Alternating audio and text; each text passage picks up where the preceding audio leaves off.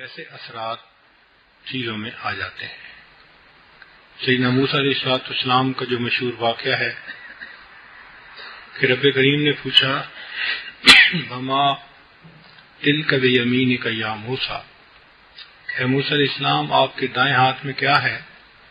قال ہی عصای، عرض کیا کہ یہ عصا ہے، اتوکأ علیہا، میں اس سے ٹیک لگاتا ہوں، وأحش بہا علی غنمی، اپنی بکریوں کی نگرانی اس سے میں کرتا ہوں، ولی فیہا معارب اخری، میرے لیے اس میں اور بھی بڑے فائدے ہیں۔ یعنی عصا کے فائدے گنوائے کہ ہاتھ میں لاٹھی رکھنے کے کیا فائدے ہیں۔ تو جب موسیٰ علیہ السلام نے بتایا کہ اس میں میرے لیے بڑے فائدے ہیں، رب کریم نے کہا القھا یا موسیٰ، اے موسیٰ علیہ السلام اس لکڑی کو نیچے ڈال دو۔ فالقاہا، جب انہوں نے لکڑی کو نیچے ڈالا، فاذا ہی حیۃ تسعی، وہ تو سانپ دوڑنے والا، فاوجس فی نفسہ خیفۃ موسیٰ، اب جب وہ سانپ بن گیا اور بڑا سانپ اژدہا بن گیا تو موسیٰ علیہ السلام خوفزدہ ہوئے۔ یہ انسان کی فطرت ہے، اس میں نبی اور ولی کا فرق نہیں ہے، یہ ایک طبعی چیز ہے کہ اچانک ایسی چیز سامنے آنے سے دل میں ایک خوف سا، تو موسیٰ علیہ السلام نے خوف محسوس کیا۔ رب کریم نے فرمایا خذھا ولا تخف، اس کو آپ پکڑ لیجئے، ڈریے نہیں، سنعیدھا سیرتھا الاولی، ہم اسے پہلے والی سیرت دے دیں گے۔ چنانچہ موسیٰ علیہ السلام نے اس کو ہاتھ لگایا تو دوبارہ عصا بن گیا۔ اب اس پورے واقعے کو قرآن مجید میں جو بیان کیا گیا تو مقصد کوئی قصہ سنانا نہیں تھا، معاذ اللہ کہ جس طرح ایک مداری تماشا دکھاتا ہے اور لوگ دیکھ کے خوش ہو جاتے ہیں، یہ مقصد نہیں تھا، بلکہ مقصد یہ تھا کہ اے میرے پیارے موسیٰ علیہ السلام، جس چیز کو آپ کہہ رہے تھے بڑے فائدے کی، ہمارے حکم سے آپ نے زمین پر ڈالی تو وہ اتنی نقصان والی بن گئی کہ آپ خوفزدہ ہو گئے اور دوڑنے لگے۔ پھر جس کو آپ اتنا نقصان والی سمجھ رہے تھے، ہم نے کہا اس کو پکڑ لو، جب پکڑا تو پھر نفع دینے والی چیز بن گئی۔ تو ایک لیسن دیا، ایک سبق دیا، ایک بات سکھائی، ایک میسج پاس آن کیا کہ دیکھیں چیزوں میں نفع اور نقصان ان کی ذاتی چیز نہیں ہوتی، یہ میرا حکم ہوتا ہے، یہ میرا امر ہوتا ہے، جو امر ہوتا ہے اس کے مطابق چیز کا نتیجہ نکل آتا ہے۔ اب موسیٰ علیہ السلام کے دل میں یہ بات بیٹھ گئی کہ جو ہونا ہے وہ اللہ تعالیٰ کے امر سے ہونا ہے۔ چنانچہ پھر موسیٰ علیہ السلام نے اس سبق کا حق ادا کر دیا۔ غور کیجئے، موسیٰ علیہ السلام جادوگروں کے سامنے، اب انہوں نے رسیاں ڈالی، یخیل الیہ من سحرہم انہا تسعی، ایسا جادو کیا کہ محسوس ہوتا تھا کہ یہ رسیاں تو سانپ ہیں جو سانپ بن کے چل رہی ہیں۔ اب موسیٰ علیہ السلام حیران کہ بھئی چاروں طرف سے سانپوں نے گھیر لیا تو میں کیا کروں، مگر وہ ایک سبق پڑھ چکے تھے۔ اللہ رب العزت ان کو یہ چیز سکھا چکے تھے کہ دیکھو یہ اسباب کچھ نہیں کر سکتے، اصل مسبب الاسباب کا حکم ہے۔ چنانچہ موسیٰ علیہ السلام اب ان سانپوں سے نہیں گھبرائے، اب وہاں سے نہیں بھاگے، بلکہ اللہ کی طرف متوجہ ہوئے۔ اب عام آدمی اپنی عقل سے سوچے کہ ایسے موقع پہ کیا کرنا چاہیے، تو عقل کہتی ہے کہ تیرے پاس ایک ڈنڈا ہے، کئی سانپ ہیں، جو تیرے قریب آئے اس سانپ کے سر پہ ڈنڈا مارو، پھر بچ سکتے ہو، اور خبردار ڈنڈا ٹوٹنے نہ پائے، یہ امید کا آخری سہارا ہے، امید کی آخری کرن ہے۔ حضرت موسیٰ علیہ السلام نے اللہ رب العزت سے پوچھا کہ پروردگار مجھے کیا کرنا چاہیے؟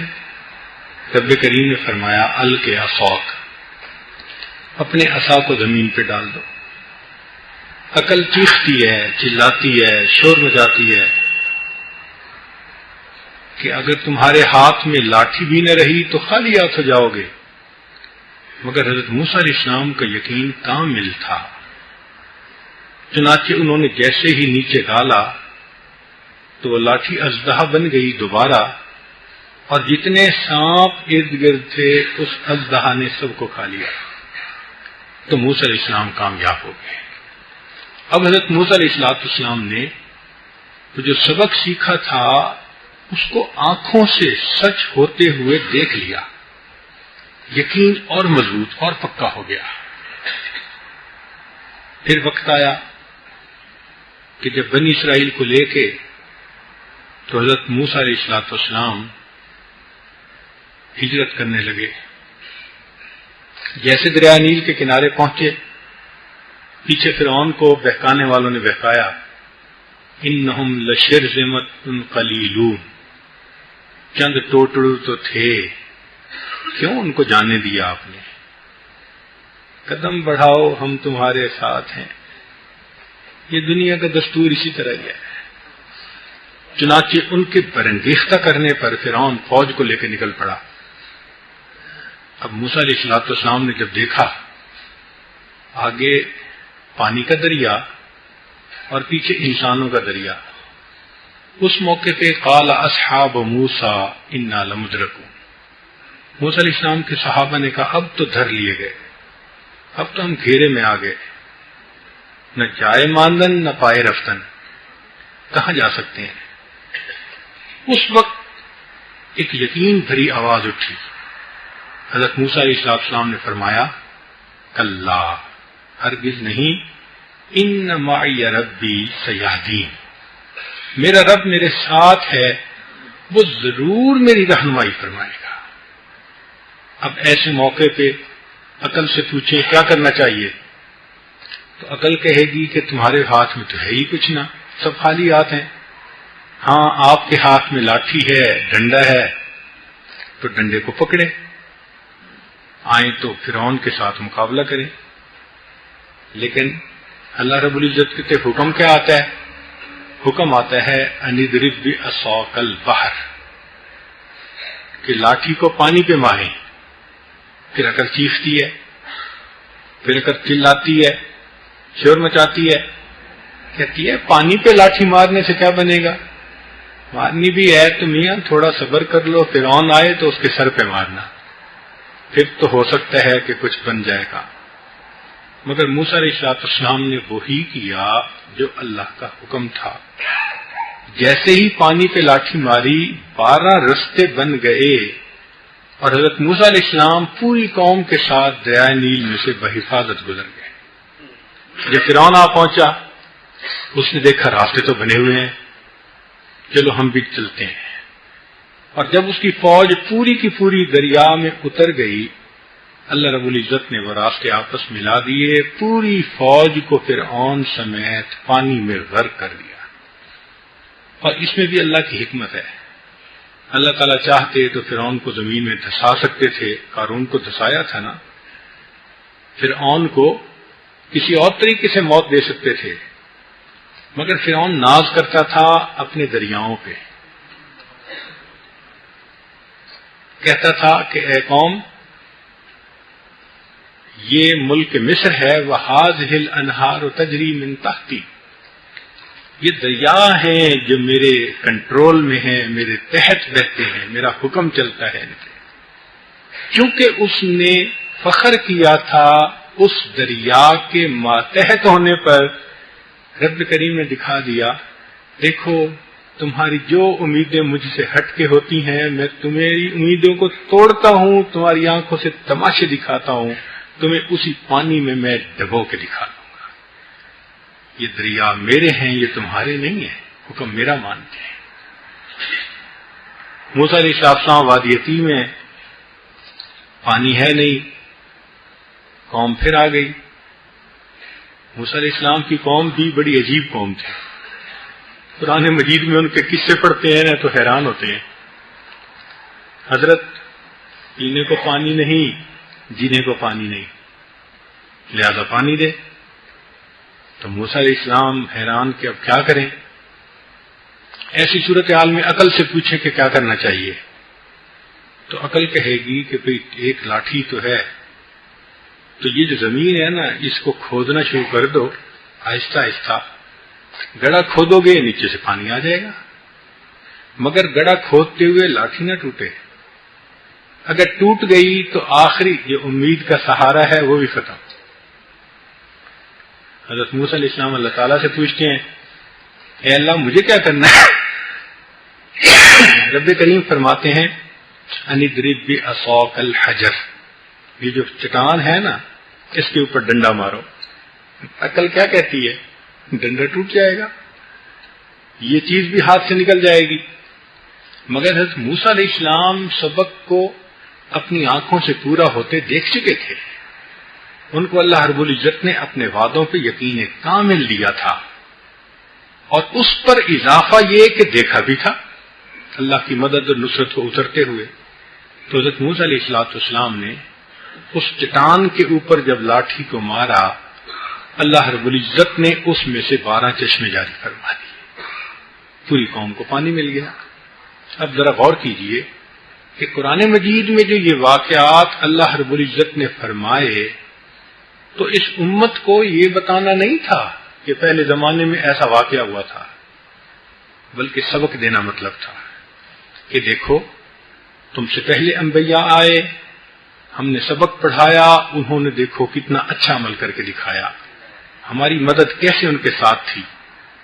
ہم تمہیں سبق بھی پڑھا رہے ہیں اور اس پر عمل کرنے والوں کا قصہ بھی تمہیں سنا رہے ہیں کہ تم بھی اگر اسی راستے پر چلو گے ہماری مدد تمہارے ساتھ ہوگی، ہم تمہیں دنیا میں بھی کامیاب کریں گے، آخرت میں بھی کامیاب فرمائیں. چنانچہ اسباب سے نظریں ہٹا کر مسبب الاسباب پر جما لینا، اس کو توکل کہتے ہیں. انسان زمین میں بیج تو ڈالے، پانی تو دے، امید اللہ سے رکھے کہ وہ راضی ہوا تو وہ پھل عطا کر دے گا، اور اگر اس کی منشا نہ ہوئی تو میرے پانی دینے بیج ڈالنے سے نتیجہ کچھ نہیں نکلنا. تو اس امت کو اللہ رب العزت نے یہ سبق سکھایا کہ دیکھو یہ اسباب کی دنیا ہے، تم اسباب کے پیچھے نہ لگ جانا، تم اپنے رب کی بات ماننا، اسباب کو اختیار کرنا، نتیجے کو اللہ پہ چھوڑ دینا. اس کی حکمت کیا تھی کہ اگر بندے کے اندر توکل نہ ہو تو وہ پھر اسباب کا بندہ بن جاتا ہے، وہ پھر مال دوسرے کا دباتا بھی ہے، چوری بھی کرتا ہے، دھوکہ بھی دیتا ہے، ملاوٹ بھی کرتا ہے. یہ سارے کام جو شریعت نے حرام کہے وہ ضرور کرتا ہے، کیونکہ اس کو عقل کہتی ہے کہ تمہیں اس طرح سے $1 ملین ملے گا، اتنا ملے گا. وہ جھوٹ بھی بولتا ہے، وہ پتہ نہیں کیا کیا کرتا ہے پیسے کی خاطر. شریعت نے کہا کہ دیکھو ہم چاہتے ہیں کہ تم دنیا میں رہو تو فرشتہ صفت بن کے رہو، پاکیزہ زندگی ہو، صحیح معنوں میں انسان ہو، اور یہ رزق کا مسئلہ یہ تو میرے ہاتھ میں ہے، میں تمہیں عطا کر دوں گا. تم اپنی طرف سے وہ کرو جو شریعت کہتی ہے، رزق پہنچانا یہ میرے ذمہ ہے. اور ڈرو نہیں، یہ شیطان تمہیں ڈراتا ہے، یہ کفار تمہیں ڈراتے ہیں، دوست کہتے ہیں یہ کاروبار چل کیسے سکتا ہے بغیر سود کے، یہ فلاں کام کیسے ہو سکتا ہے بغیر اس کے. تم کرو، میں تمہیں تمہارے رزق کو پہنچا کر دکھاؤں گا. اور واقعی ہم نے دیکھا ہے اللہ رب العزت بندے کو اس کا رزق پہنچاتے ہیں. تو ہمیں دل میں ایک پکا فیصلہ یہ کرنا ہے کہ ہم نے کوئی کام شریعت کے خلاف نہیں کرنا، ہم نے جھوٹ نہیں بولنا، ہم نے دھوکہ نہیں دینا، ہم نے کسی کے مال پہ ناجائز ہاتھ نہیں ڈالنا، ہم نے کسی کا برا نہیں چاہنا. ہم ایسے نیک بن کر رہیں جیسے شریعت چاہتی ہے ہمیں. رزق کا معاملہ اللہ رب العزت نے اپنے ذمے لیا ہے، وہ اس نے پہنچانا ہے. ہم ہاتھ پاؤں ہلائیں گے، کسی طرف بھی قدم اٹھا دیں گے، اللہ رب العزت ہمیں رزق پہنچا کے رہے گے. سبحان اللہ. میں نے عورتوں میں بھی ایک واقعہ سنایا کہ جب بنگلہ دیش بنا تو اس وقت ایک صاحب تھے، ان کے بنگلہ دیش میں کوئی 60 پیٹرول پمپ تھے. 60 پیٹرول پمپ تھے. جس بندے کے 60 پیٹرول پمپ ہو ملک میں تو وہ تو ملینر ہوتا ہے، اتنا امیر آدمی. اس کی عمارت کا ذرا قصہ سن لیں کہ جس زمانے میں 5 روپے کا ڈالر ہوتا تھا، ایک ان کا رشتہ دار اکاؤنٹنٹ تھا، وہ 4 لاکھ روپیہ لے کر بھاگ گیا. 4 لاکھ روپیہ اس وقت جب 5 روپے کا ڈالر تھا. اور پھر 1 سال کے بعد روتا دھوتا آ گیا، غلطی ہو گئی، بس میں نے یہ کر لیا، میرے دوستوں نے دھوکہ دیا، مجھ سے ضائع ہو گئے. اس نے معاف بھی کر دیا، نوکری پہ بھی بحال کر دیا. اس سے آپ اندازہ لگائیں کہ اللہ نے اس کو کتنا دیا تھا. اللہ کی شان کہ جب تقسیم ہوا ملک تو وہ اس حال میں کراچی میں اپنے بھائی کے گھر اترا کہ اس کی بیوی کے سر پہ فقط دوپٹہ تھا، کچھ نہیں تھا ان کے ہاتھ میں. سب بینک بیلنس وہیں، سب جائیدادیں وہیں، گاڑیاں، ساری چیزیں، ٹوٹل ایسٹ ان کے وہیں تھے. صرف اس طرح اترے کہ جیب خالی تھی اور بس بیوی کے سر پہ دوپٹہ تھا، شاید برقع بھی وہ نہ لے سکی. اس حال میں وہ آگے اترے، اپنے بھائی کے گھر آئے. اب اس کے ذہن پہ ایک صدمہ تھا، اس کے ذہن پہ ایک صدمہ تھا. ایسے لگتا تھا کہ اس کا نروس بریک ڈاؤن ہو جائے گا. مگر وہ کہتے ہیں کہ میں اپنی بیوی کا احسان نہیں اتار سکتا کہ جب ہم کھانے کے دسترخوان پہ بیٹھتے تو میری بیوی میری ہمت بندھاتی، کہتی میں عورت زاد ہوں، میں بہت اس واقعے سے گھبرا گئی ہوں، اور یہ میرے میاں، ان کو تو اللہ نے کوئی سونے کا دل دیا ہے، اتنی چیزوں کو تو انہوں نے ہاتھوں کی میل بنا کے اتار دیا ہے، ان کو پرواہ ہی کوئی نہیں. اب جب بیوی ایسی باتیں کرے تو مجھے شرم آئے کہ بھئی میں کیوں گھبراؤں، تو میں دل بڑا کروں. چند دن اسی طرح کی باتیں ہوتی رہیں.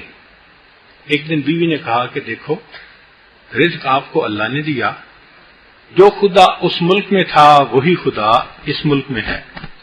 رزق تو تمہیں اس نے دینا ہے، کیوں پریشان ہوتے ہیں؟ آپ قدم اٹھائیں، اللہ مہربانی کر دے گا. وہ کہتے ہیں کہ میں نے اپنے سگے بھائی سے پیسے ادھار لیے اور ایک ٹرک میں نے خریدا کارگو چلانے کے لیے، ایک شہر سے دوسرا شہر جو چیزیں لے کے جاتے ہیں.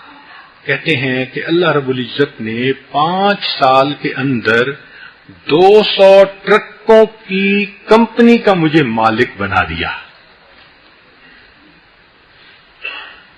بھائی رزق تو اللہ نے دینا تھا نا. اگر سب وہاں رہ گیا تو کیا ہوا؟ اب بھوکا تھوڑا مرے گا، اللہ پھر دے دیں گے.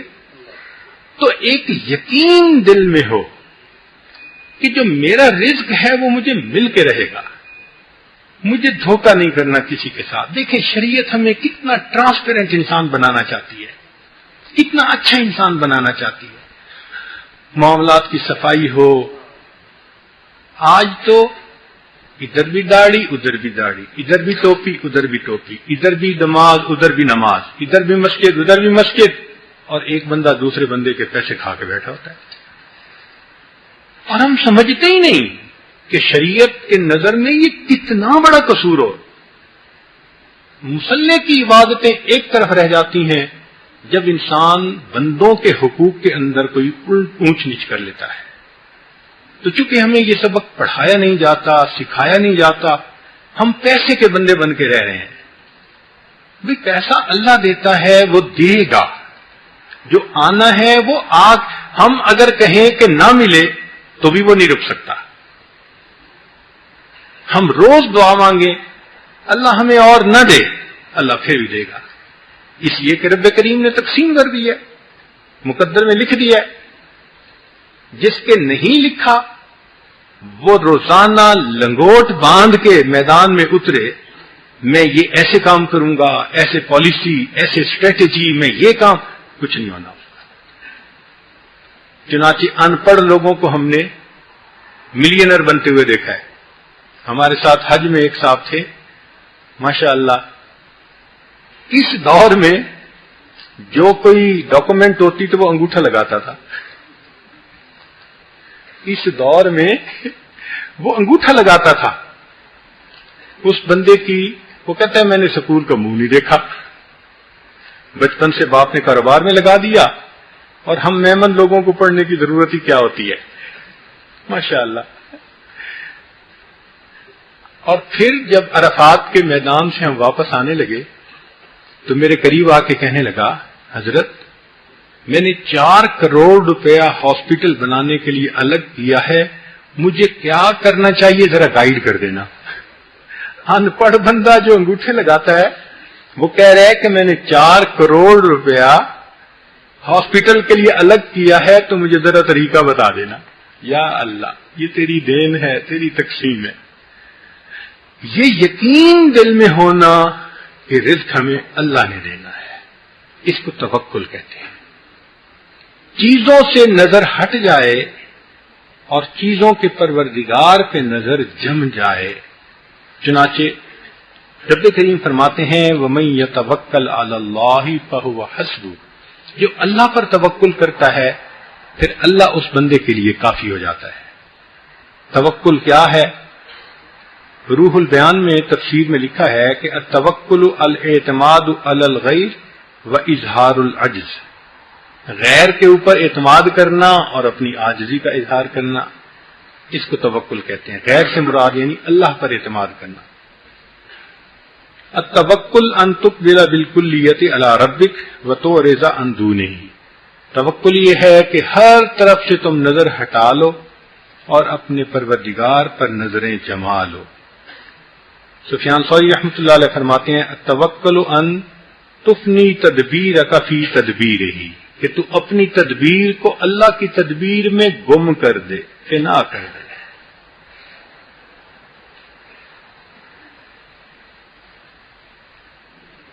شقیق بن ابراہیم توکل کے بارے میں فرماتے ہیں کہ التوکل طمانیۃ القلب بوعود اللہ، کہ توکل کہتے ہیں کہ اللہ کے وعدوں پر بندے کو دل میں اطمینان ہو جائے کہ یہ اللہ کا وعدہ ہے، یہ پورا ہو کے رہے گا، اس کو توکل کہتے ہیں. فرمایا التوکل نفی الشکوک والتفویض الی ملک الملوک، کہ توکل کہتا ہے کہ شک ختم ہو جائے اور انسان اپنے آپ کو مالک الملوک کے سپرد کر دے. فرمایا التوکل علی اللہ جماع الایمان، ایمان کا یہ مجموعہ ہے. ایک بزرگ فرماتے ہیں کہ التوکل ان یستوی عندک الاکثار والاقلال، کہ کثرت اور قلت تیرے نزدیک برابر ہو جائے، تو گھبرائے نہیں قلت سے اور اترائے نہیں تو کثرت پہ، بس تیرے نزدیک برابر ہو کہ میرے رب نے مجھے دینا ہے وہ دے گا. حدیث مبارکہ سنیے، اللہ کے پیارے حبیب صلی اللہ علیہ وسلم نے فرمایا من سرہ ان یکون اقوی الناس، جس کو یہ بات پیاری لگے، اچھی لگے، جس کا دل چاہے کہ میں انسانوں میں سب سے زیادہ قوی انسان بن جاؤں، فتوکل علی اللہ، اس کو چاہیے اللہ پہ توکل کر لے. جو اللہ پہ توکل کرتا ہے اس کے پلڑے میں اللہ کی مدد کا وزن آ جاتا ہے، اس کا پلڑا پوری کائنات سے بھاری ہو جاتا ہے. تو اللہ کو اپنا بنا لیں، جس کی پلڑے میں اللہ کی مدد کا وزن آ گیا وہ کامیاب ہو گیا، اس کی کشتی کنارے لگ گئی. اللہ اکبر کبیرہ. چنانچہ ساحل رحمت اللہ علیہ فرماتے ہیں کہ جملۃ العلوم ادنی باب من التعبد وجملۃ التعبد ادنی باب من الورع وجملۃ الورع ادنی باب من الزہد وجملۃ الزہد ادنی باب من التوکل. یہ ساری عبادتیں، یہ زہد، یہ ریاضتیں مل ملا کے یہ توکل کے سامنے ایک ادنا باب ہوتی ہے۔ حدیث مبارکہ، اگر تم اللہ پر پورا پورا توکل کرو تو وہ تمہیں اس طرح رزق عطا فرمائے گا جس طرح پرندوں کو دیتا ہے کہ صبح بھوکے نکلتے ہیں، شام کو پیٹ بھر کر واپس آتے ہیں۔ اور انسان بیچارے کا تو پیٹ ہے اتنا چھوٹا، 2 روٹی سے بھر جاتا ہے۔ ہاں کوئی ہپو کا پیٹ ہوتا تو چلو کہتے کہ بھائی دن رات کھانا پڑے گا۔ یہ بھی عجیب جانور ہے، اللہ تعالیٰ نے اس کا پیٹ بنایا ہے، سر بنایا ہے اور ٹانگیں بنائی ہیں، بس پیٹ کو 4 ٹانگیں لگا دی ہیں، سارا پیٹ ہی پیٹ نظر آتا ہے۔ اور دیکھو جب اس کو خشکی پہ تو جب بھی دیکھو کھا رہا ہوتا ہے۔ تو انسان کا تو پیٹ ہی بہت چھوٹا، 2 روٹی سے بھر جاتا ہے، کئی تو 2 کی بجائے 1.5 ہی کھا پاتے ہیں۔ اب اتنے پیٹ کی خاطر اتنا پریشان کہ جھوٹ بولو، دھوکے دو، اپنوں کو دھوکے دو، قریبی رشتہ دار دھوکے دیتے ہیں، بھائی بھائی کو دھوکا دیتا ہے، ماموں بھانجے کو، بھانجا ماموں کو، اتنے قریبی تعلقات۔ اس لیے ہوس ہوتی ہے، یہ ہوس دل سے نکل جائے، دیکھیں اللہ کیسے دیتے ہیں۔ ہمارے شہر کا واقعہ ہے، ہمارے بھائی بڑے ٹیچر تھے اسکول میں، انگلش ٹیچر تھے، تو ان کا ایک شاگرد تھا 10ویں جماعت کا، اس نے امتحان دیا اور وہ فیل ہو گیا۔ پھر وہ اتنا شرمندہ ہوا کہ وہ نظر ہی نہیں آیا کہاں گیا۔ کوئی 3-4 سال کے بعد وہ شہر میں اچھے کپڑے پہن کے اور بازار میں بڑا مزے سے جا رہا تھا، تو بھائی نے دیکھا تو اس نے سلام کیا، استاد جی السلام علیکم۔ وعلیکم السلام۔ پوچھا بھائی کہاں غائب ہو گئے؟ کہنے لگے استاد جی میرے اوپر اللہ کا فضل ہو گیا کہ میں میٹرک میں فیل ہو گیا، اور کہہ بھی اپنے ٹیچر کو رہا ہے، استاد جی میرے اوپر اللہ کا فضل ہو گیا کہ بس میں فیل ہو گیا۔ اب وہ اس کا منہ دیکھ رہے ہیں کہ یہ کہنا کیا چاہتا ہے۔ جب اسے 2 دفعہ کہا تو انہوں نے کہا تو کہنا کیا چاہتا ہے؟ کہتا ہے جی استاد جی مجھے اتنی شرم آئی کہ میں نے کہا میں اس شہر میں تو کسی کو منہ ہی نہیں دکھا سکتا، تو چلو میں فیصل آباد چلا جاتا ہوں۔ تو میں چھپ گیا، یہاں سے چلا گیا وہاں۔ 2-4 دن کے بعد خیال آیا کہ بھائی میں ایسے فارغ تو نہیں رہ سکتا، تو میں نے کہا چلو ریڈی لگا لیتا ہوں۔ میں نے کسی سے ادھار پیسے لے کے ریڈی لی اور اس کے اوپر بنیانیں رکھنی شروع کر دی، یہ جرابیں، بنیان، اس قسم کی چیزیں۔ اب میں سارا دن گرمی میں اس کو کھینچتا، بازار میں آواز لگاتا، مگر بکری اچھی ہو جاتی۔ تو کچھ 1-8 مہینے میں قرضہ بھی اتار دیا، میرے اپنے پاس بھی پیسے ہو گئے۔ ایک دکاندار مجھے کہنے لگا کہ تم کیا سارا دن دھوپ پہ پھرتے رہتے ہو، یہ میری دکان کے جو آگے کا حصہ ہے نا یہ خالی ہے، تو تم یہ لے لو۔ میں نے وہ لے لیا اور سارا سامان میں نے وہاں لگانا شروع کر دیا۔ اللہ نے گاہک بھیجے، بکری ہونے لگ گئی، حتیٰ کہ استاد جی پہلے سال میں اتنی بکری ہوئی کہ وہ دکان جس کے سامنے میں لگاتا تھا وہ کرائے پہ چڑھی تو میں نے ہی کرائے پہ لے لی دکان ہی۔ اب وہ کپڑے کی دکان تھی، تو کہتے ہیں کہ میں نے کچھ پیسے اپنے بھی ڈالے، کچھ لوگوں سے ادھار لیے، اور میں نے کپڑے کی دکان، میری دکان ایسی چلنے لگی کہ استاد جی ان 3 سالوں میں کپڑے کی تھوک کی ہول سیل کی 2 دکانیں جو فیصل آباد کے مرکز میں ہیں ان کا میں خود مالک ہوں۔ استاد جی اگر میں پاس ہو جاتا تو کہیں کلرک لگا ہوا ہوتا، تو میرے اوپر اللہ کا فضل ہوا کہ میں فیل ہو گیا۔ تو رزق کا معاملہ تو اس طرح ہے۔ تو یہ بات ہم سیکھیں کہ ہماری توجہ اللہ رب العزت کی ذات پر ہو، اسباب پر نہ ہو، ان چیزوں سے ہم دھوکہ نہ کھائیں۔ حدیث مبارکہ، جو شخص یہ پسند کرے کہ لوگوں میں عزت زیادہ ہو وہ اللہ سے ڈرے۔ سنیے، جو شخص یہ پسند کرے کہ لوگوں میں عزت زیادہ ہو وہ اللہ سے ڈرے، اور جو سب سے بے نیاز ہونا چاہے وہ اپنے ہاتھ والی چیز کی بجائے اس ذات پر توکل کرے جو اللہ کے پاس ہے، اللہ کے خزانوں پہ توکل کرے۔ اس لیے نبی الاسلام کے بارے میں اللہ فرماتے ہیں وَتَوَكَّلْ عَلَى اللَّهِ وَكَفَى بِاللَّهِ وَكِيلًا، اور ایک جگہ فرمایا وَتَوَكَّلْ عَلَى الْحَيِّ الَّذِي لَا يَمُوتُ، ہے میرے محبوب صلی اللہ علیہ وسلم آپ اس ذات پر توکل کیجئے جو زندہ ہے، جس کو کبھی موت نہیں آئے گی۔ اتنے خوبصورت انداز سے بات کی ہے نا کہ مٹھاس محسوس ہوتی ہے اس کی۔ فرمایا فَإِذَا عَزَمْتَ فَتَوَكَّلْ عَلَى اللَّهِ، انبیاء کرام بھی اسی طرح فرماتے تھے وَمَا لَنَا أَلَّا نَتَوَكَّلَ عَلَى اللَّهِ وَقَدْ هَدَانَا سُبُلَنَا۔ صحابہ رضوان کی زندگی میں بھی توکل تھی، اس لیے ان الناس قد جمعوا لكم فاخشوهم فزادهم ایمانا وقالوا حسبنا اللہ ونعم الوکیل۔ اور اولیاء کرام کی زندگیوں میں بھی توکل ہوتی ہے، اس لیے اولیاء کہتے ہیں ربنا علیک توکلنا والیک انبنا والیک المصیر۔ یہ ایمان والوں کا تذکرہ ہے۔ اللہ تعالیٰ اس امت کے ایمان والوں کا تذکرہ فرماتے ہیں انما المؤمنون الذین اذا ذکر اللہ وجلت قلوبہم وَإِذَا تُلِيَتْ عَلَيْهِمْ آيَاتُهُ زَادَتْهُمْ إِيمَانًا وَعَلَىٰ رَبِّهِمْ يَتَوَكَّلُونَ، اور اللہ کی آیات کے اوپر، وہ اللہ کی ذات کے اوپر توکل کرنے والے ہیں۔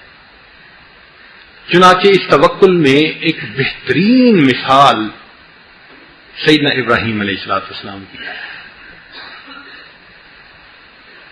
جب ان کو آگ میں ڈالنا تھا تو اتنا بڑا لکڑیوں کا انبار تھا کہ لوگ اس کے قریب نہیں جا سکتے تھے۔ تفاسیر میں لکھا ہے اس زمانے کی عورتیں منت مانتی تھیں اگر میرے ہاں بیٹا ہو گیا میں ابراہیم کی چتا میں اتنے من لکڑیاں ڈال کے آؤں گی۔ اس طرح انہوں نے لکڑیاں اکٹھی کی، انبار لگ گیا، آگ جلائی تو اتنی زیادہ کوئی قریب نہیں آ سکتا تھا۔ تو پھر انہوں نے پلاننگ کی کہ ایک جھولا بناتے ہیں اور ابراہیم علیہ السلام کو اس میں بٹھا کے پھینکیں گے۔ ابراہیم علیہ السلام کو بٹھا دیا۔ اب ذرا سوچئے کہ آگ کے لپٹیں اٹھ رہی ہیں اور آسمان کو چھو رہی ہیں، اور ایسے میں ابراہیم علیہ السلام کو ڈالا جا رہا ہے، مگر ان کا ایمان کتنا یہ کامل تھا، پکا تھا، گھبرائے نہیں ہے، کوئی آہوزاری نہیں، کوئی رونا دھونا نہیں، کوئی آہیں نہیں بھری۔ ہاں اگر اللہ کے نام پر یہ ایسا کرنا چاہ رہے ہیں کہ میں اللہ کو ایک مانتا ہوں بتوں کو نہیں مانتا، تو میں اللہ کے نام پہ قربان ہو جاؤں گا۔ اب جب ان کو ڈالا گیا تو جب وہ ہوا میں تھے اس وقت جبریل علیہ السلام نے اللہ رب العزت سے پوچھا اللہ آپ نے میرے ذمہ لگایا ہوا ہے کہ میں آپ کے انبیاء کی دنیا میں مدد کیا کروں، اور آپ کے خلیل کے ساتھ یہ کیا ہو رہا ہے، اجازت ہو تو میں مدد کروں؟ فرمایا ہاں قبول کرتا ہے تو کرو۔ تو جبریل علیہ السلام آتے ہیں اور آ کے سیدنا ابراہیم علیہ السلام سے پوچھتے ہیں کہ اما الی کا فلا، آپ کو میری کوئی حاجت ہے؟ میں آپ کے what can I do for you, اس کا ترجمہ اگر ہم سمجھنے کے لیے کریں نا کہ میں آپ کا کیا کام کر سکتا ہوں، تو انہوں نے آگے سے یہ پوچھا کہ میرے اللہ کو پتا ہے نا کہ میں کس حال میں ہوں؟ تو جبریل علیہ السلام نے کہا ہاں پتا ہے۔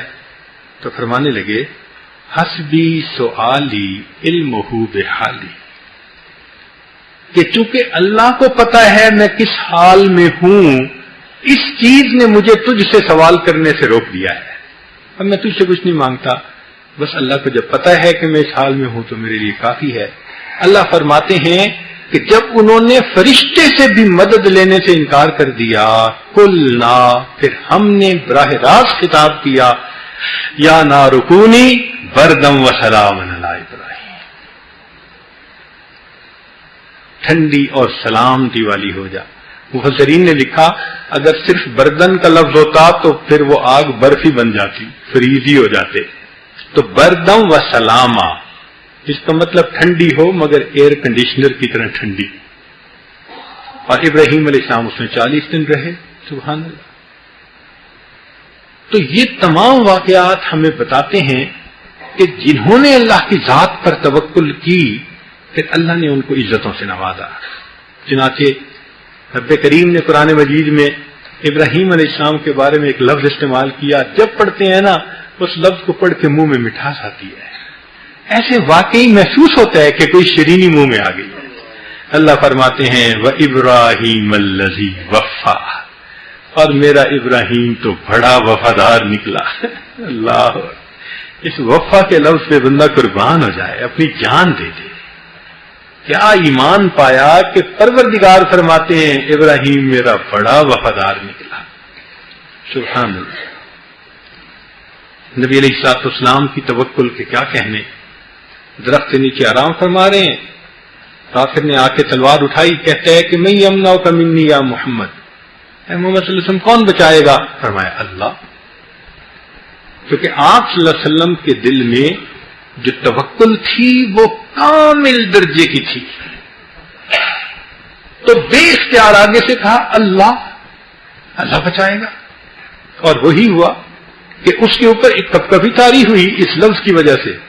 اور آپ صلی اللہ علیہ وسلم نے وہ تلوار اٹھا کے پوچھا کہ تمہیں کون بچائے گا؟ تو وہ منتیں کرنے لگا، آپ تو کریم ہیں اور آپ کے بڑے بھی کریم تھے اور آپ مجھ پر آپ نے فرمایا چلو میں تمہیں معاف کر دیتا ہوں. کیا توکل پائی تھی. سبحان اللہ سبحان اللہ. اور یہی توکل آگے صحابہ کرام میں بھی تھی. چنانچہ عبداللہ رضی اللہ تعالیٰ عنہ بیمار ہوئے، عثمان غنی رضی اللہ عنہ کا دور ہے، تو ان کے آخری وقت میں خلیفہ وقت حضرت عثمان غنی آئے اور انہوں نے پوچھا بھی آپ بیمار ہیں، آپ کو کچھ حاجت کوئی ضرورت؟ فرمانے لگے نہیں. بھئی کوئی علاج معالجے کا معاملہ؟ کہنے لگے نہیں. انہوں نے فرمایا اچھا آپ کی بیٹیاں ہیں تو میں آپ کو کچھ ہدیہ دینا چاہتا ہوں. انہوں نے وہ بھی قبول نہیں کیا. حالانکہ ہدیہ تو لے لینا سنت ہے، ثواب ہے، مگر انہوں نے ہدیہ بھی قبول نہیں کیا. تو عثمان غنی نے فرمایا کہ آپ کی بیٹیاں ہی بیٹیاں ہیں، بیٹا تو ہے نہیں. اگر آپ کی وفات ہو گئی تو ہدیہ لے لیں، بچوں کو آسانی رہے گی بعد میں. تو عبداللہ رضی اللہ عنہ فرماتے ہیں کہ میری بیٹیوں نے سورہ واقعہ یاد کر لی ہے اور میں نے نبی علیہ الصلوۃ والسلام سے سنا کہ جو شخص ہر رات میں سورہ واقعہ کی تلاوت کر لیتا ہے اللہ اس کو فاتح سے محفوظ فرما لیتے ہیں. تو مجھے اپنی بیٹیوں کے بارے میں کوئی ڈر نہیں، اللہ ان کی حفاظت فرمائے.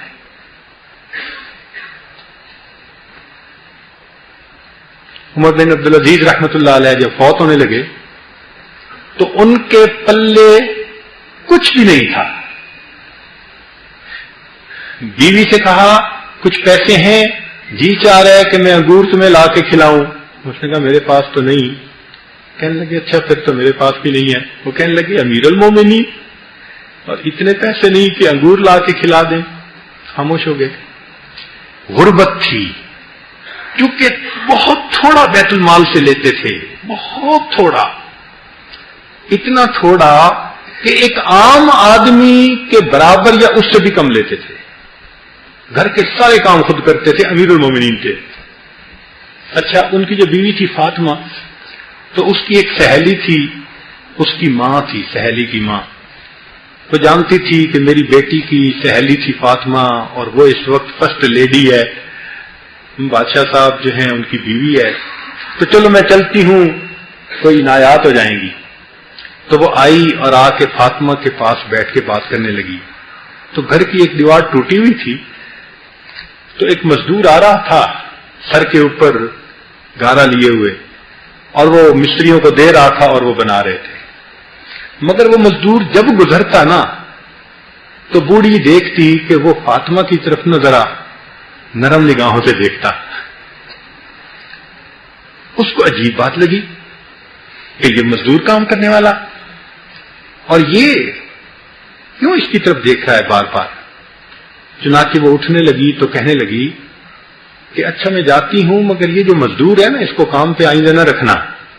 اس نے کہا اماں یہ مزدور نہیں، یہ میرے خامد وقت کے امیر المومنین ہیں، یہ میرے خامد وقت کے امیر المومنین ہیں. یہ عمر بن عبدالعزیز رحمۃ اللہ. بیٹی کو بلایا، بیٹی کوئی کام تھا وہ آئی نہیں، تو دوسری مرتبہ ذرا سختی سے بلایا. تو جب سختی سے بلایا تو بیٹی کی جگہ بیوی آ گئی. اس نے کہا کہ امیر المومنین حکم. فرمایا بیٹی کو بلایا ہے، آ کیوں نہیں رہی؟ اس نے کہا اصل میں اس کے پاس ایک ہی جوڑا کپڑوں کا تھا، شلوار پھٹ گئی تھی، اب دوسرے کمرے میں وہ اس کو اتار کے سی رہی ہے، جب تک سی کے نہ پہنے آپ کے پاس کیسے آئے؟ یہ امیر المومنین کی بیٹی ہے، ایسی زندگی گزار رہے ہیں. اور ان کے 11 بیٹے تھے، ان کے لیے کچھ نہیں چھوڑا. تو جب آخری لمحہ تھا، وفات ہونے والی تھی، ایک دوست آیا اور اس نے کہا کہ عمر بن عبدالعزیز تم نے اپنے بچوں کے ساتھ بہت ظلم کیا. فرمان لگے اچھا مجھے اٹھا کے بٹھاؤ. تو اٹھ کے بیٹھ گئے. مان لگے بھائی کیا ظلم کیا؟ اس نے کہا کہ تم سے پہلے والے جو بادشاہ تھے فلاں نے اتنا اولاد کے لیے چھوڑا، فلاں نے اتنا چھوڑا، فلاں نے اتنا چھوڑا، جائیدادیں چھوڑی، زمینیں چھوڑی، باغات چھوڑے، تم نے اپنی اولاد کے لیے کچھ بھی نہ بنایا. تو اس پر عمر بن عبدالعزیز رحمۃ اللہ علیہ نے جواب دیا کہ دیکھیں اگر میں نے انہیں نیک بنایا ہے، اگر میں نے انہیں نیک بنایا ہے تو اللہ کا وعدہ ہے وَهُوَ يَتَوَلَّى الصَّالِحِينَ، نیکوکاروں کا سرپرست اللہ ہوتا ہے، میں ان کو اللہ کی سرپرستی میں لے کے جا رہا ہوں. اور اگر وہ نیک نہیں بنے تو ان کی بدکاریوں میں ان کا کوئی ہیلپر نہیں بن سکتا. بس یہ بات کر کے عمر بن عبدالعزیز فوت ہو گئے. کہتے ہیں کہ ان کی وفات کے بعد جو نئے صاحب بادشاہ بنے، اب ان کو اپنے مختلف علاقوں کے لیے گورنر کی ضرورت تھی. تو انہوں نے نظر دوڑائی کہ کوئی نوجوان جو عالم بھی ہو، محنتی بھی ہو، دیانتدار بھی ہو، سمجھدار بھی ہو، اعتماد والا بھی ہو. تو عمر بن عبدالعزیز کے بڑے بیٹے پہ نظر گئی تو انہوں نے ان کو گورنر بنا دیا. اتنا اچھا کام کیا اس نے کہ تھوڑے دنوں بعد دوسرے کی ضرورت پڑی تو اس نے ان کے چھوٹے بھائی کو گورنر بنایا. حتیٰ کہ ایک وقت آیا کہ عمر بن عبدالعزیز رحمت اللہ علیہ کے 11 بیٹے جو بھائی تھے آپس میں، وہ 11 صوبوں کے ایک وقت میں گورنر بنے ہوئے تھے. اسلامی مملکت کے 11 صوبوں میں 11 بھائی گورنر بنے ہوئے ہیں. جو بیٹوں کے لیے کچھ نہیں چھوڑ کر گیا، اللہ نے اس کے بیٹوں کو گورنر، مختلف صوبوں کا گورنر بنا دیا. اصل تو یہ نعمتیں ہیں نا کہ انسان کے اندر تقوی ہو، دیانت ہو، یہ چیزیں انسان کو زندگی میں کامیاب کرتی ہیں. ہم دھوکہ کھا جاتے ہیں، ہم سمجھتے ہیں کہ بس بائی ہک اور بائی کروک، بس ہمیں پیسہ بنانا چاہیے، اور پھر اس میں ہم اخلاقیات کو بھول جاتے ہیں، رشتے توڑ دیتے ہیں، ناطے توڑ دیتے ہیں، انوکھے انسان بن جاتے ہیں. تو شریعت کہتی ہے کہ نہیں، رزق کا معاملہ اللہ پہ چھوڑو، محنت تم کرو گے، رزق اللہ تعالیٰ دے گا، اور یقیناً تمہارا رزق تمہیں پہنچ کر رہے گا. اب صرف رزق کے بارے میں یہ معاملہ نہیں، اس کے علاوہ بھی تو ہے نا. تو جتنے زندگی کے کام ہیں بس انسان اللہ کی ذات پہ نظر رکھے، اللہ کے وعدوں پہ بھروسہ کرے. چنانچہ سلمان فارسی رضی اللہ عنہ اور عبداللہ ابن سلام رضی اللہ عنہ، یہ عبداللہ ابن سلام رضی اللہ عنہ یہودیوں کے بڑے عالم تھے پہلے، اور سلمان فارسی رضی اللہ عنہ شروع میں عیسائی تھے، بعد میں یہودی بھی بنے اور بالآخر مسلمان بنے. اور عبداللہ ابن سلام رضی اللہ عنہ بھی مسلمان بنے. تو عجیب بیک گراؤنڈ ہے دونوں صحابہ کا، آپس میں محبت تھی. تو انہوں نے ایک دفعہ معاہدہ کر لیا کہ جو فوت ہو جائے گا نا تو وہ دوسرے کو بتائے گا خواب میں کہ بھئی آگے کس چیز کی بڑی ویلیو ہے. تو انہوں نے کہا اچھا ایسا ہو سکتا ہے؟ کہا ہاں پاسبل تو ہے کہ خواب میں آ کے بتا دے.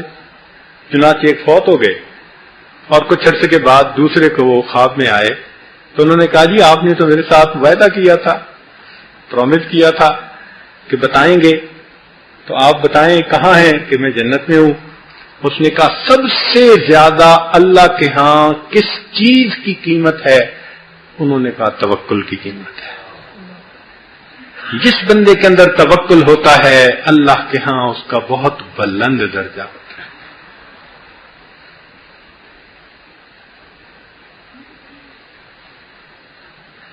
ہم سے تو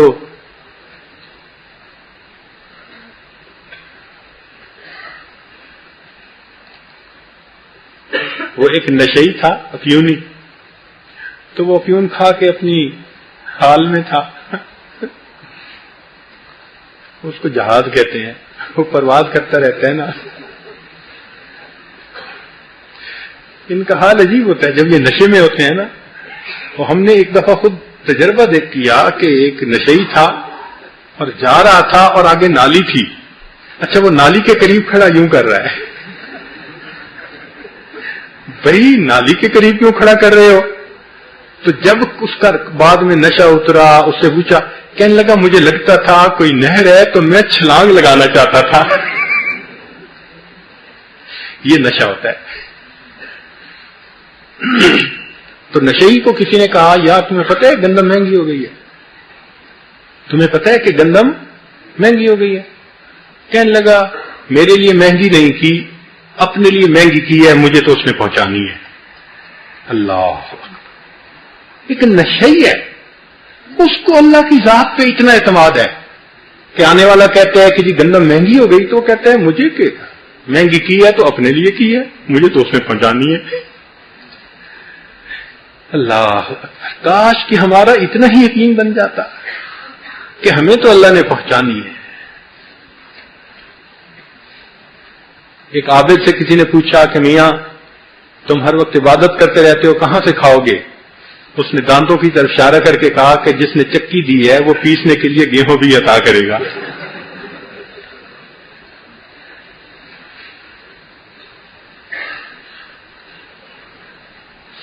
اسباب تین طرح کے ہوتے ہیں.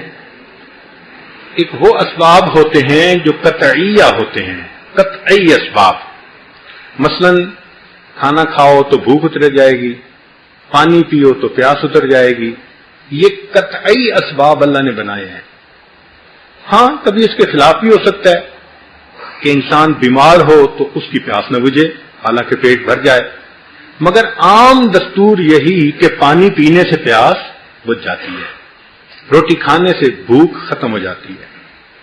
اب شریعت کہتی ہے کہ ان اسباب کو چھوڑنا حرام ہے. ان اسباب کو چھوڑنا کیا ہے؟ حرام ہے. کوئی یہ نہیں کہہ سکتا تو جی اللہ نے کہا کہ میرے اوپر توکل کرو، نہ میں روٹی کھاتا ہوں نہ پانی پیتا ہوں، بس اللہ خود کھلائے پلائے گا. ویسے اللہ کھلا تو پھر بھی دیتے ہیں، بات لمبی ہو جائے گی.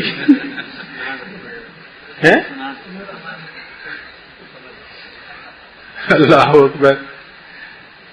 وہ خطیب صاحب نے مسئلہ کیا نا کہ اللہ تعالیٰ روزی ہر ایک کو پہنچاتے ہیں، تو ایک نوجوان دیہاتی نے بات سنی تو کہنے لگا اچھا میں نہیں کھاتا، میں دیکھتا ہوں کوئی مجھے کیسے کھلاتا ہے. چنانچہ گھر آیا اور اس نے اپنی والدہ کے سامنے اعلان کر دیا کہ امی میں نے کھانا نہیں کھانا. اس نے بیچاری نے صبح صبح ناشتے میں پراٹھا بنایا، مکھن کے ساتھ دیا، بیٹے مکھن شہد کے ساتھ کھا لو. کہنے لگا میں نے نہیں کہا میں نے نہیں کھانا. ذہن میں اس میں تھا کہ جب میں نہیں کھاؤں گا میں دیکھتا ہوں کوئی مجھے کیسے کھلاتا ہے. چنانچہ ماں نے پھر منت سماجت کی، پھر منت سماجت کی. اس نے دیکھا کہ میں یہیں رہوں گا نا گھر میں تو ماں ہے مجھے یہ پریشان کرتی رہے گی. اس نے کہا اچھا میں گھر سے نکل کے نا سامنے جو یہ درخت ہے نا جھنڈ ہے، ٹھنڈی جگہ ہے اور کافی سارے درخت ہیں، میں اس کے نیچے جا کے لیٹ جاتا ہوں. گرمی کا موسم تھا، وہ گیا اور جا کے سائے میں جا کے لیٹ گیا. وہاں بیچاری ماں ہوتی ہے، اس نے روٹی اٹھائی گرم گرم، سالن بھی تھا، اور وہاں پیچھے پہنچ گئی اور وہاں جا کے منتیں کی، بیٹا کھا لو کھا لو۔ اس نے کہا نہیں کھانا۔ کافی دیر اس نے جب منت سماجت کر لی، اس نے کہا بیٹا دیکھو میرے تو اور بھی کام ہے، تو میں یہ کھانا یہاں رکھ دیتی ہوں، جب جی چاہے کھا لینا، تو میں جا رہی ہوں۔ تو ماں واپس آ گئی۔ اب یہ کچھ دیر وہاں لیٹا رہا، مگر اس نے فیل کیا کہ بھئی بھوک بھی خوب لگی ہوئی تھی، اور وہ جو مٹن کی خوشبو تھی نا، وہ بھی ذرا اٹریکٹ کر رہی تھی۔ تو اس نے سوچا کہ دیکھیں میں نے تو ہے کھانا نہیں، لہذا یہ وہاں سے اٹھ کے کوئی 30-40 فٹ دور نا اور درختوں کے تنے کے ساتھ جا کے لیٹ گیا کہ مجھے مہک ہی نہ آئے کری کی۔ اب یہ وہاں لیٹا ہوا ہے، تو اللہ کی شان کے کوئی چوروں کا گروپ تھا جو رات کو مل کے چوری کرتا تھا، اور دوپہر کے وقت وہ اس جگہ پر آ کر آپس میں پلان بناتے تھے۔ وہ آ گئے اپنے موقع پہ کہ دوپہر کا وقت ہے، لوگ نہیں ہوتے، تو ہم آرام سے بیٹھ کے پلاننگ کریں۔ اتنے میں کسی نے کہا یار ایسے لگتا ہے جیسے قریب میں نا کوئی بڑا خوشبودار سالن مزے کا ہے بنا ہوا۔ دوسرے نے کہا ہاں مہک تو آ رہی ہے۔ اب انہوں نے ادھر ادھر دیکھا تو وہ قریب روٹی بھی تھی، سالن بھی تھا، تو وہ اٹھا کے لے آیا، کہنے لگا دیکھو یار یہ ہمارے لیے غیب سے انتظام ہو گیا۔ جو ان کا بڑا تھا نا وہ بڑا سمجھدار تھا، اس نے کہا ہولڈ اپ پلیز، رکو، ہو سکتا ہے کہ کسی بندے کو پتا ہو کہ ہم یہاں آتے ہیں اور پلاننگ کرتے ہیں، اور اس نے اس میں زہر ملائی ہو کہ ہم کھائیں گے تو سب مر جائیں گے، اس لیے اس کو مت کھاؤ۔ ہاں ہو سکتا ہے۔ پھر اس نے کہا کہ اچھا میرا یہ تجربہ ہے کہ اگر کسی نے ایسا کیا ہے نا تو ذرا ڈھونڈو، وہ قریب چھپا ہوگا، وہ بھی دیکھ رہا ہوگا۔ لو جی اب وہ ذرا ادھر ادھر ڈھونڈنے نکلے تو 30-40 فٹ کے فاصلے پہ نوجوان صاحب لیٹے ہوئے تھے۔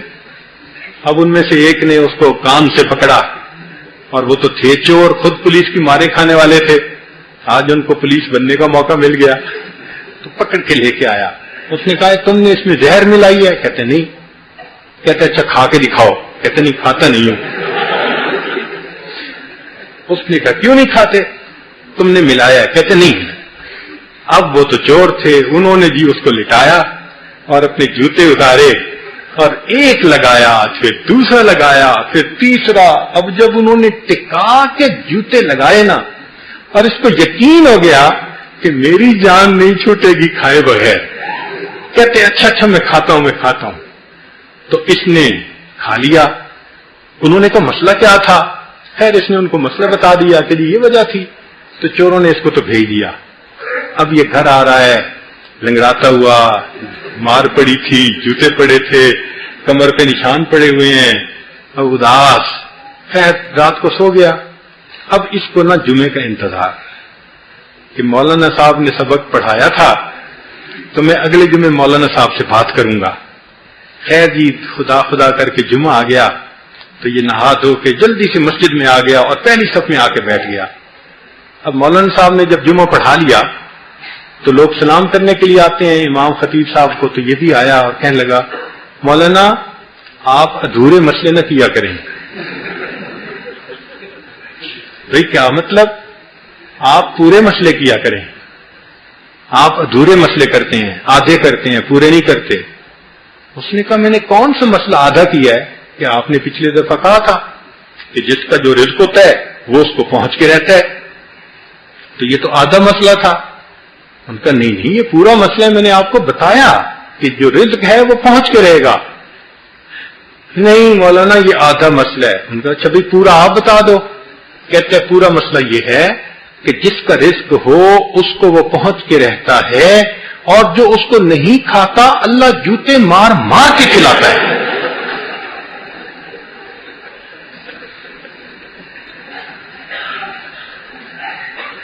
تو بات تو ایسی ہے، مطلب ہے آپ اگر چاہیں بھی کہ مجھے نہ ملے رک نہیں سکتا، وہ مل کے رہے گا۔ یہ میرے مالک کی شہنشاہی ہے، یہ اس کا کائنات ہے، اس کا حکم چلتا ہے، اس کی مرضی چلتی ہے یہاں۔ ہم تو بندے ہیں، اس لیے لینا چاہیں لے نہیں سکتے، روکنا چاہیں روک نہیں سکتے، جو مقدر میں ہے وہ ملے گا۔ اس لیے بہتر یہ ہے کہ انسان نیکی پہ رہے۔ کیوں مال کی خاطر انسان جہنم خریدے؟ کیوں اپنی رشتہ داریوں کو توڑے؟ کیوں برا کام کرے، کسی کا برا سوچے؟ تو نیکی پر رہیں، اللہ سے مدد مانگیں، نظر اللہ پہ رکھیں، اللہ رب العزت عطا فرماتا ہے۔ چنانچہ نبی علیہ الصلوۃ والسلام نے دعائیں بھی سکھائیں۔ اللہم اجعلنی ممن توکل علیک فکفیتہ،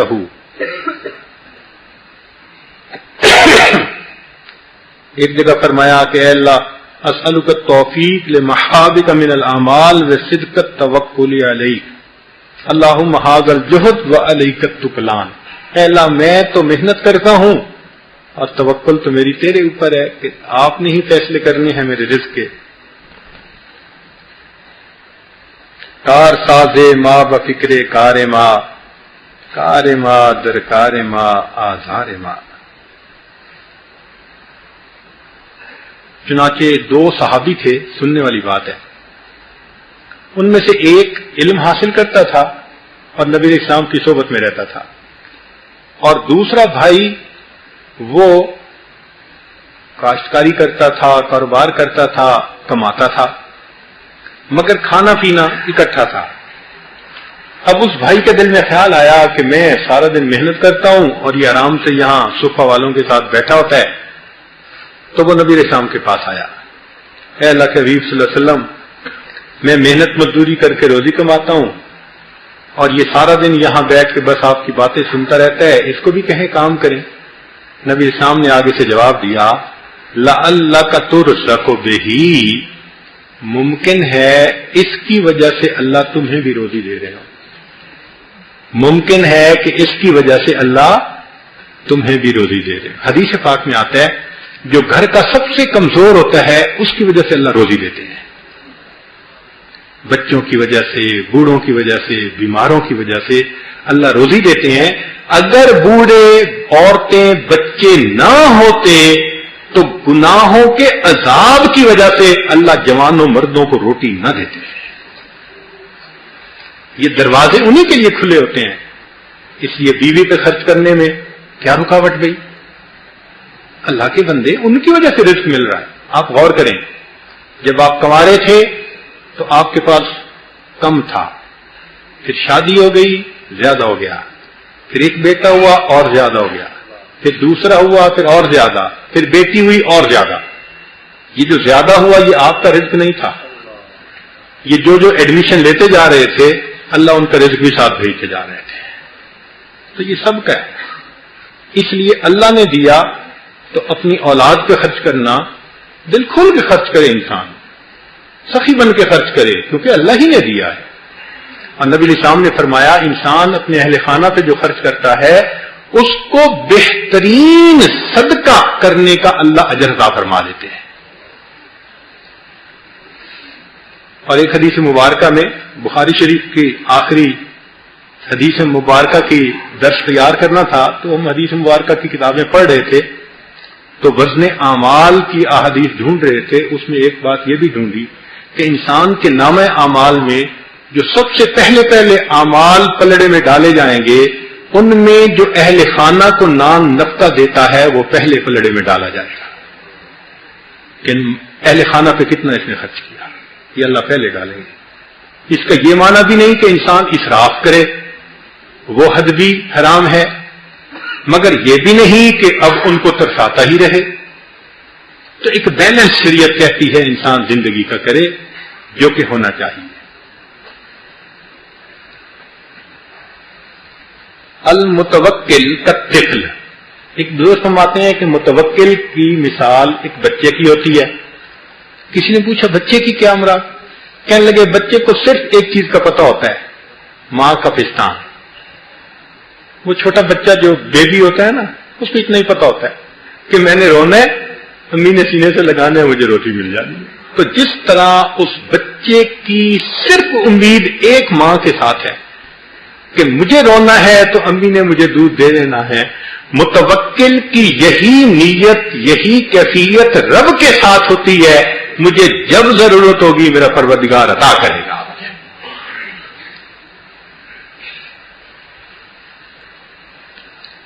ابراہیم ادم رحمۃ اللہ علیہ فرماتے ہیں کہ میں اپنے خادم کے ساتھ، ایک شاگرد ہوگا، صحرا میں تھا اور ہمارے پاس کھانے پینے کا کچھ نہیں تھا. 3 دن گزر گئے تھے کچھ کھائے پیے، تو میں تو پھر بھی صبر میں تھا، مگر وہ جو خادم تھا نا اس کی حالت مجھ سے دیکھی نہیں جاتی تھی. ایک صحرا، گرمی اور 3 دن کا فاقہ گزر چکا. کہنے لگے اس نے جب میری طرف دیکھا تو میں نے سوچا کہ میں اس کے لیے کچھ کروں، تو میں نے اس کو ایک رکا لکھ کے دیا. اس رکے پہ لکھا، ایک شعر لکھا، انا حامد انا شاکر انا ذاکر انا جائع انا نائع انا عاری. 6 باتیں کہیں. اے اللہ، میں آپ کی حمد کرنے والا، شکر کرنے والا اور ذکر کرنے والا ہوں، اور اللہ بھوکا بھی ہوں، پیاسا بھی ہوں، کپڑے بھی پھٹے ہیں، ننگا بھی ہوں. ہی ستۃ وانا الزمین بنصفھا. اے اللہ، یہ 6 باتیں ہیں، ان میں سے 6 تو میرے ذمہ ہیں، حمد کرنا، شکر کرنا اور ذکر کرنا، اور باقی 3 تو اللہ آپ کے ذمہ ہے. اب باقی 3 کی خاطر سوال کرنا، والنار عندی کالسؤال فہل ترى، کسی سے سوال کرنا میرے نزدیک آگ میں جانے کی مانند ہے. اللہ تکلفنی دخول النار، اے اللہ مجھے آگ میں داخل ہونے سے بچا لے، میں کسی سے سوال نہ کروں. یہ شعر دے دیا اور اس کو کہا کہ وہ لے جاؤ، جو بندہ سب سے پہلے ملے نا اس کو دے دینا. اللہ کی شان کہ وہ گیا اور اس کو ایک عیسائی ملا، راہب. اس نے جب یہ شعر پڑھا تو اس کے پاس پوٹلی تھی، اس نے دے دی. اس نے لا کے دی تو حضرت نے دیکھا اس کے اندر 700 دینار تھے. یہ بڑی رقم ہوتی تھی اس زمانے میں. 700 دینار ایسے جیسے 7 لاکھ روپیہ کسی کو مل جاتا ہے. تو اس کو جب یہ مل گئے تو اس نے لا کے دے دیے. تو حضرت نے اس کو فرمایا کہ جلدی نہ کرو، کچھ انتظار کر لو. اس نے کہا کس بات کی؟ بھوک لگی ہوئی ہے. فرمانے لگے اس بات کی کہ یہ پیسہ ہمارے لیے اور زیادہ جائز ہو جائے. تو چپ کر گیا. کہتے ہیں کہ 1 گھنٹے کے بعد وہ راہب آیا اور آ کے ابراہیم ادم سے ملا اور کہنے لگا کہ جی مجھے کلمہ پڑھائیں، میں مسلمان بننا چاہتا ہوں. چنانچہ وہ مسلمان بنا، اور اس کے مسلمان بننے کے بعد پھر ابراہیم ادم نے اس سے ہدیہ قبول کیا، تب اس کو اپنے اوپر خرچ کیا. صحرا کے اندر امید کوئی نہیں، اللہ ایک کافر سے بھجواتا ہے، مگر ان کا تقویٰ کہ مجھے کافر کا مال نہیں چاہیے. اللہ فرماتے ہیں اچھا اگر تیرا اتنا یقین ہے نا، میں کافر کو بھیجتا ہوں، اسی کو کلمہ پڑھا مسلمان ہو جائے گا.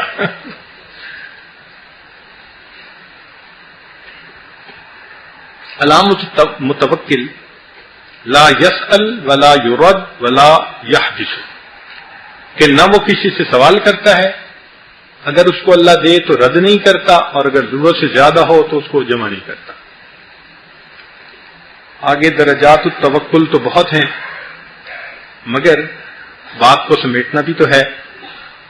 یوسف علیہ السلام کے بارے میں آتا ہے کہ جب بھائیوں نے ان کو کنویں میں ڈال دیا تو وہ کنواں، اندھا کنواں جس کو کہتے ہیں نا کہ مٹی سے بھر جاتا ہے، پانی نہیں ہوتا، تو وہ اس طرح کا تھا. یا اگر پانی تھا تو وہ میلا کچیلا ڈسٹ والا تھا، گندا پانی تھا. تو حضرت یوسف علیہ السلام جب نیچے گرے تو انہوں نے پڑھا حسبی اللہ و نعم الوکیل. کیا پڑھا؟ حسبی اللہ و نعم الوکیل. اور اس کے پڑھنے پر اللہ رب العزت نے جو کنویں کا پانی تھا اس کو صاف بھی کر دیا اور کھاری کی بجائے اس کو میٹھا بھی فرما دیا. تو تفاسیر میں لکھا ہے کہ اللہ رب العزت نے حسبی اللہ و نعم الوکیل کے پڑھنے پر کنویں کا پانی صاف بھی کر دیا، میٹھا بھی کر دیا. جو پروردگار اپنی قدرت دکھاتا ہے اس کلمے کے پڑھنے پر، ہم اس پروردگار سے اپنی امیدیں کیوں نہ لگائیں؟ عبداللہ بن قرظ رضی اللہ رحمۃ اللہ علیہ بزرگ تھے. یہ بات ہو سکتا ہے آپ میں سے کچھ لوگوں کے لیے فائدے کی بات ہو. انہوں نے عمر بن عبدالعزیز رحمۃ اللہ علیہ کو خط لکھا اور خط میں ایک عجیب بات لکھی. یشکو الیہ الحوام والاقارب. انہوں نے کہا کہ حضرت ہم افریقہ کے ملک میں ہیں اور یہاں پر ہمیں بچھو ڈستے ہیں اور درندے کھاتے ہیں. بھئی جنگل میں تھے تو درندے کھاتے تھے اور بچھو ڈستے تھے. تو انہوں نے کہا کہ آپ بتائیں کہ اب ہم یہاں کیا کریں. تو پھر عمر بن عبدالعزیز رحمت اللہ علیہ نے خط بھیجا اور اس میں لکھا کہ جتنے لوگ جنگل میں ہیں ان کو چاہیے کہ وہ پڑھیں وَمَا لَنَا أَلَّا نَتَوَكَّلْ عَلَى اللَّهِ. فرماتے ہیں کہ سارے لوگوں نے یہ پڑھنا شروع کیا درندے کا کیا کھانا اور بچھو کا کیا کاٹنا. وہ فرماتے ہیں کہ ہمیں پسو بھی نہیں کاٹا کرتے تھے، مچھر بھی نہیں کاٹا کرتے تھے اس آیت کے پڑھنے پر. یقین کے ساتھ اگر انسان اس کو جنگل میں بھی پڑھ لے پروردگار اس کو درندوں سے محفوظ فرما دیتا ہے. وَمَا لَنَا أَلَّا نَتَوَكَّلْ عَلَى اللَّهِ. چند لفظ ہیں آج کی مجلس میں اس سبق کو یاد کر لیجئے. اور ماشاءاللہ یہاں تو بڑے بڑے دلیر لوگ موجود ہوتے ہیں جنگلوں میں جانے والے ماشاءاللہ. تو اس آیت کو پڑھنے سے ہو سکتا ہے کہ فائدہ ہو. وَمَا لَنَا أَلَّا نَتَوَكَّلْ عَلَى اللَّهِ. اب دو واقعات سنانے ہیں، ٹائم کافی ہو گیا.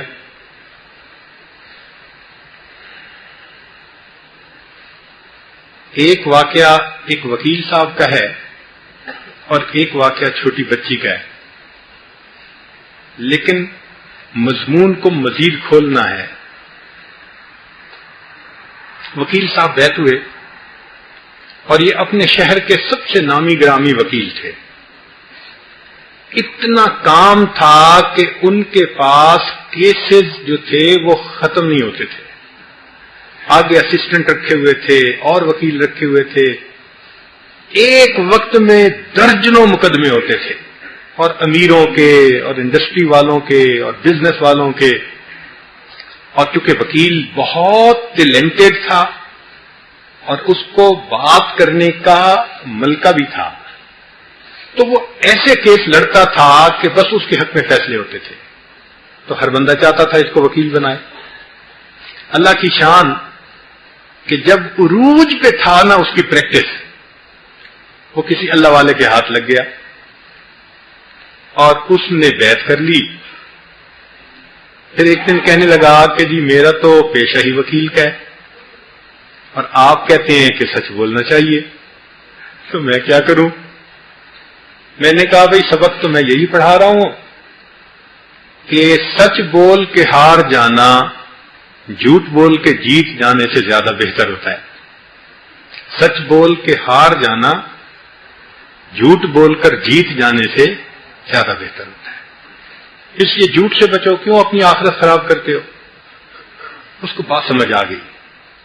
اس نے بیوی کو جا کے کہا کہ بھائی میں نے آج کے بعد جھوٹ نہیں بولنا، میں نے دل میں عہد کر لیا. اب ان کی زمینیں بھی تھیں اور وہ بڑی اونچی فیملی کے لوگ تھے، مطلب بڑی معزز فیملی کے لوگ تھے. بیوی نے کہا کہ میں آپ کے ساتھ ہوں. چنانچہ وہ مضبوط ہو گئے. اب وہ آئے تو انہوں نے آ کے اپنے ساتھ والے وکیلوں کو کہہ دیا کہ بھئی میں نے جھوٹا مقدمہ کوئی نہیں لینا. اب جو مقدمہ لے کے آتا وہ اس کو کہتے بھئی میں نے جھوٹا مقدمہ نہیں لینا. لوگ کہتے نہیں نہیں بالکل ہم تو سچ پہ ہیں. تو وہ اگلی بات کرتا کہ کیس کی پیروی کے درمیان اگر مجھے فیل ہوا کہ آپ جھوٹے ہیں تو میں پیروی نہیں کروں گا. اب کون مقدمہ دے اس کو؟ لوگ پیچھے ہٹ گئے. لو جی اب اس کے پاس کیس آنے ہی بند ہو گئے. کون کیس لائے؟ وہ بندہ جو پورے شہر میں ٹاپ کے اوپر تھا. اب اس کے پاس مہینے کا 1 روپیہ بھی کام نہیں ہے. سارا دن بیٹھتا رہتا دفتر میں اور خالی واپس آ جاتا. 1 مہینہ فارغ، 2 مہینہ فارغ. دوستوں نے مذاق بنا لیا. کوئی مولوی صاحب کہہ رہا ہے، کوئی ملا صاحب کہہ رہا ہے، کوئی صوفی صاحب کہہ رہا ہے. دوست تھے آخر. پورے کورٹس میں اسی کی باتیں. وہ دیکھو جی کتنا بے وقوف انسان، اتنا اچھا اس کا کام چلتا تھا، چیمبر بھرا رہتا تھا لوگوں سے، اب اس کے پاس ہوتا ہی کوئی نہیں. مگر اس نے ساری باتیں سنی اور اللہ پہ اس نے توکل کر لی کہ اللہ مجھے رزق حلال کھانا ہے. وکیل کا پیشہ اور رزق حلال کھانے کی نیت. اللہ اکبر. لوگوں نے تو وکیل کے بارے میں یا اللہ ایسے ایسے الفاظ کہے ہیں کہ کہتے ڈر لگتا ہے. بہت مشکل، کیونکہ جھوٹ بولنا پڑتا ہے ٹکا کے. تو اس لیے کسی نے کہا کہ کھیتی باڑی کر لو، بزنس کر لو. اس نے کہا نہیں، عمر ساری پڑھا ہے، میں قانون جانتا ہوں، پریکٹس کرتا ہوں، فیلڈ تو میں یہی رکھوں گا، میں نے نہیں ہلنا. لو جی اس بندے کے اوپر 2 سال آزمائش کے آئے.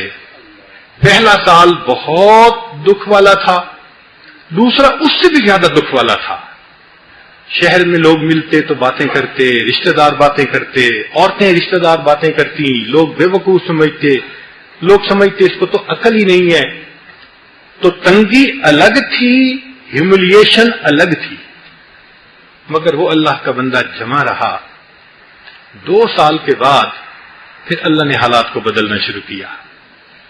پھر اس کے اوپر مکی دور ختم ہوا اور مدنی دور شروع ہوا. وہ کیسے کہ جو لوگ سچے مقدموں والے تھے، سارے تو جھوٹے نہیں نہ ہوتے، وہ اس کے پاس آتے اور کہتے جی ہم بالکل سچ پہ ہیں، یہ ہمارا رائٹ ہے، آپ ہمارا مقدمہ لڑیں. یہ تحقیق کرتا اور یہ مقدمہ لڑتا. اچھا جب یہ مقدمہ لڑتا تو واقعی وہ کیس ٹھیک ہوتا. تو جو ججز تھے نا علاقے کے، انہوں نے فیل کیا کہ یہ بندہ، جیسے لوگ کہتے ہیں نا کہ جھوٹ والا مقدمہ لیتا ہی نہیں ہے، یہ لیتا ہی ٹھیک مقدمہ ہے. چنانچہ ایک مقدمہ انہوں نے اس کا دیکھا ٹھیک تھا، دوسرا ٹھیک تھا. جب 15-20 مقدمے انہوں نے چیک کر لیے نا تو ان کو ایک اعتماد ہو گیا. اب نتیجہ کیا نکلا کہ جو مقدمہ لے کے جاتا اس کے حق میں فیصلہ، اس کے حق میں فیصلہ. اب جو سچ پہ تھے اور امیر تھے وہ بھی آنے لگ گئے کہ جی ہمارا مقدمہ بھی بالکل ٹھیک ہے.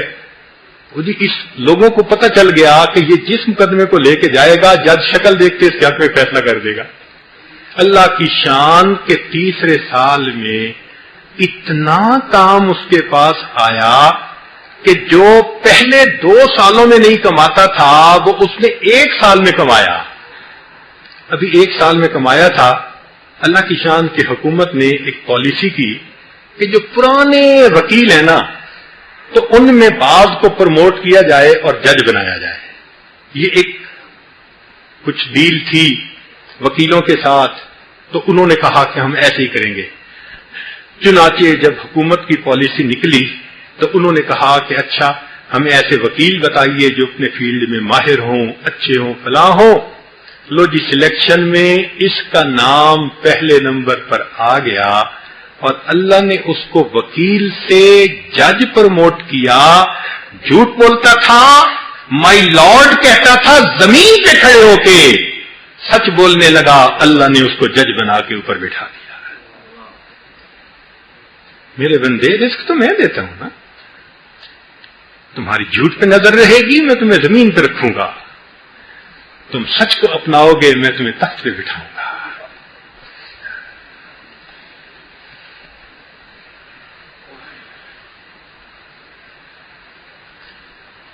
حاتم اسم رحمۃ اللہ علیہ کی بیٹی کا واقعہ یہ پھر کسی اور مجلس میں انشاءاللہ بیان کر دیں گے. اللہ رب العزت ہمیں اپنی ذات کے ساتھ توکل نصیب فرمائے.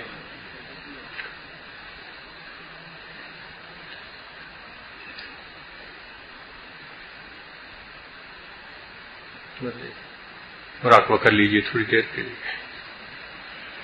آنکھوں کو بند کر لیجئے, سر کو جھکا لیجئے. دنیا اور جو کچھ دنیا میں ہے اس سے ہٹ کے اللہ رب العزت کی یاد میں ڈوب جائیے.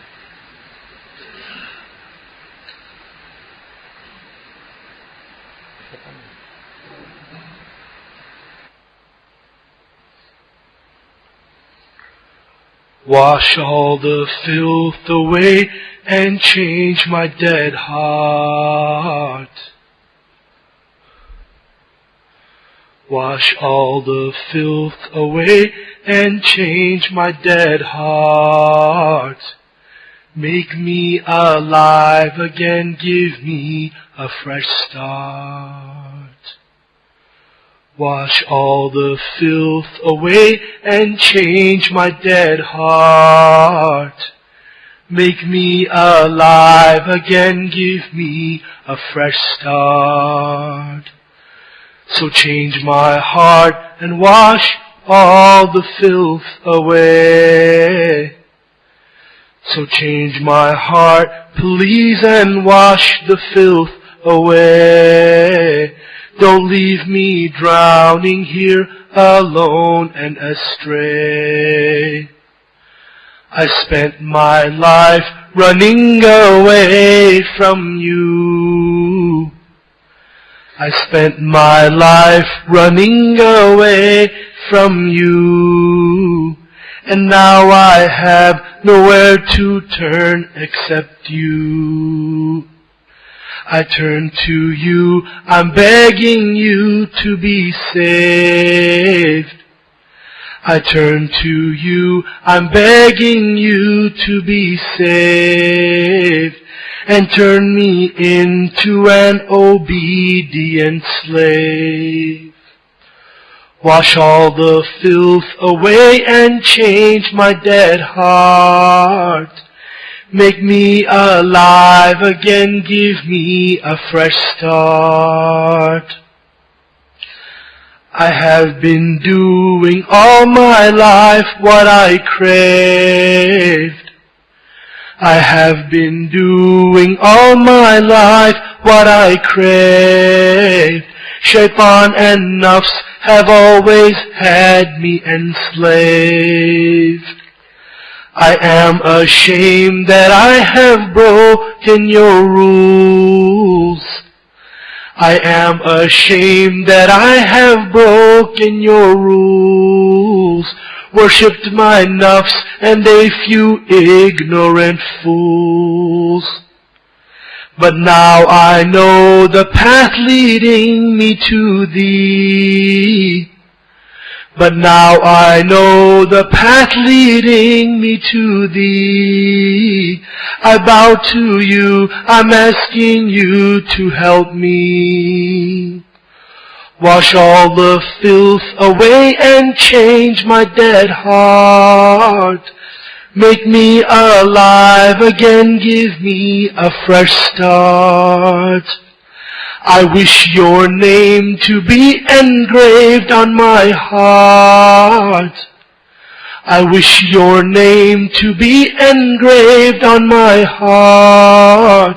I will be grateful to you, change this dead heart. My heart is dark and so my eyes remain dry. My heart is dark and so my eyes remain dry. Hypocrisy and hubris won't let me cry.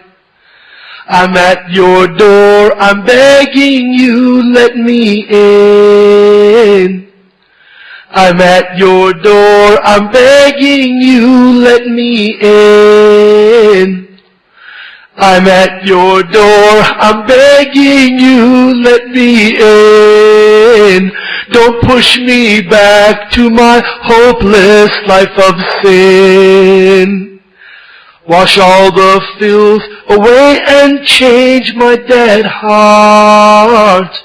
Make me alive again, give me a fresh start.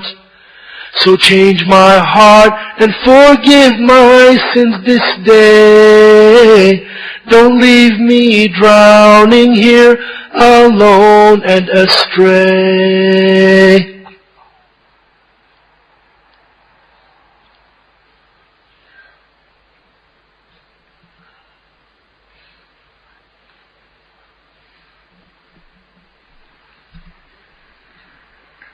لا إله سبحان ربي الأعلى الوهاب. اللهم صل على سيدنا محمد وعلى آل سيدنا محمد وبارك وسلم. ربنا ظلمنا أنفسنا وإن لم تغفر لنا وترحمنا لنكونن من الخاسرين. ربنا لا تزغ قلوبنا بعد إذ هديتنا وهب لنا من لدنك رحمة إنك أنت الوهاب. ربنا هب لنا من أزواجنا وذرياتنا قرة أعين واجعلنا للمتقين إماما. اے اللہ ہم عاجز و مسکین بندے آپ کے دربار میں حاضر ہیں. اے اللہ ہمارے گناہوں کو معاف فرما. اے اللہ ہماری خطاؤں سے درگزر فرما. اے اللہ ہمارے عیبوں کی پردہ پوشی فرما. اے اللہ جو گناہ ہمیں یاد ہیں معاف فرما, جو کر کے بھول چکے معاف فرما. اے اللہ جو گناہ تنہائیوں میں کیے معاف فرما, جو محفلوں میں کیے معاف فرما. اے اللہ ہمارے جو دن میں کیے معاف فرما, جو گناہ راتوں میں کیے معاف فرما. اے اللہ جب بچہ پریشان ہوتا ہے ماں باپ کی طرف دوڑتا ہے, بندہ پریشان ہوتا ہے پروردگار کی طرف لوٹتا ہے. اے بے کسوں کے دستگیر, اے ٹوٹے دلوں کو تسلی دینے والے, اے خالی جھولیوں کو بھر دینے والے, اے گناہ گاروں کو گناہوں کو معاف کر دینے والے. اللہ ہم نے بھی جھولیاں پھیلائی ہوئی ہیں, ہاتھ اٹھائے ہوئے ہیں. اے اللہ ہمارے گناہوں کو بھی معاف فرما. اے اللہ ہمارے گناہوں کو بھی معاف فرما. اے اللہ آج ہم اس محفل میں سچی توبہ کرتے ہیں. اے اللہ ہماری توبہ کو قبول فرما. اے اللہ ہماری توبہ کو قبول فرما. اے اللہ ہماری توبہ کو قبول فرما. اے اللہ اگر آپ نے ہمیں معاف نہیں کرنا, اے اللہ ہمیں پھر بھی معاف فرما. اے اللہ ہم آپ کے معافی کے مستحق تو نہیں ہیں, ہمارے گناہ اتنے زیادہ ہیں, لیکن اے اللہ آپ کی رحمت اس سے بھی زیادہ ہے. اے اللہ اپنے رحمت دکھا دیجئے. اے اللہ اپنا کرم برسا دیجئے. اے اللہ ہمارے گناہوں کو معاف فرما. اے اللہ ہم اس قابل تو نہیں ہمارے گناہوں کو معاف کیا جائے, لیکن اے اللہ آپ ان کو معاف فرما. ہماری طرف نہ دیکھیے. اے اللہ گنبد خضرا کو دیکھ لیجئے. اے اللہ کالی کملی والے کو دیکھ لیجئے. اے اللہ ان کے رات میں گرنے والے آنسوؤں کو دیکھ لیجئے. اے اللہ ان آنسوؤں کی لاج رکھ لیجئے. امتیوں کو معاف کر دیجئے. اے اللہ اس محبوب نے 23 سال امتیوں کے لیے روتے روتے گزار دیے.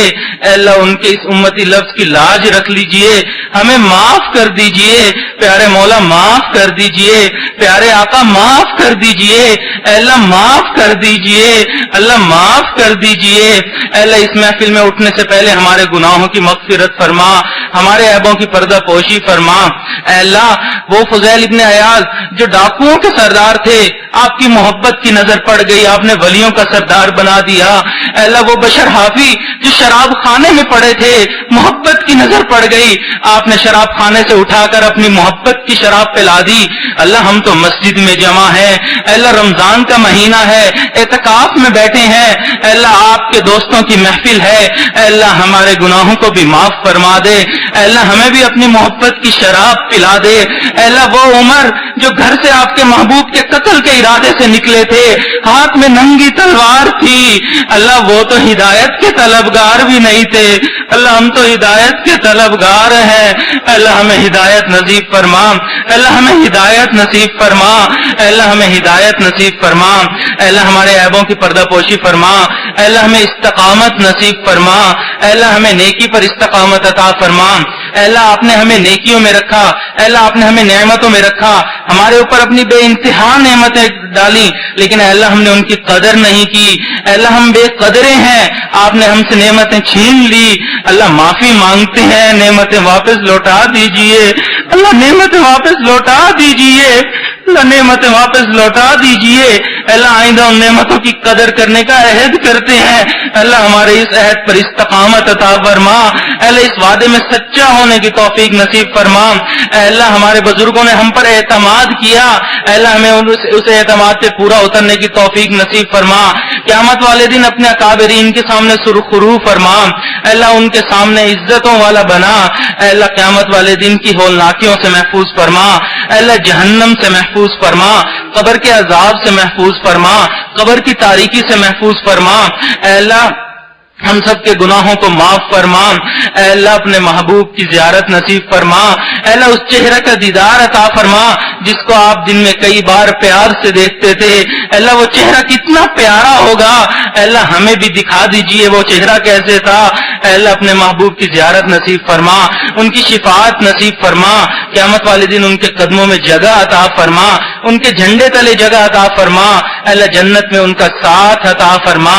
اے اللہ ان کی ایک ایک سنت پر عمل کرنے کی توفیق نصیب فرما، سر کے بالوں سے لے کر پاؤں کے ناخنوں تک سراپے سنت بنا، اے اللہ ہمیں ان کے صحیح معنوں میں امتی بننے کی توفیق نصیب فرما، اے اللہ اس دنیا میں ہم نے ان جیسی شکل و صورت تو بنا لی، یا رب تیرے محبوب کی شباہت لے کر آیا ہوں، حقیقت اس کو تو کر دے، میں صورت لے کر آیا ہوں، اللہ ہم صورت بنا، اللہ ہم شباہت بنا کر بیٹھ چکے ہیں، اے اللہ اب اس کو حقیقت میں بدل دیجئے، حقیقت میں بدل دیجئے، اے اللہ ایک مرتبہ آپ کے محبوب کے سامنے سے قبیلہ ہے کہ ایک عورت ننگے سر گزر گئی، محبوب نے اپنی چادر سے اس کا سر ڈھانپ دیا، اے اللہ آج آپ کے محبوب کی امت اقوام عالم کے سامنے ننگے سر کھڑی ہے، اللہ امت کا سر ڈھانپ لیجئے، اللہ امت کا سر ڈھانپ لیجئے، اللہ امت کا سر ڈھانپ لیجئے، اللہ اس ذلت والے نقشے سے عزتیں عطا فرما دیجئے، اللہ امت کو عزتیں عطا فرما دیجئے، اللہ عزتیں عطا فرما دیجئے،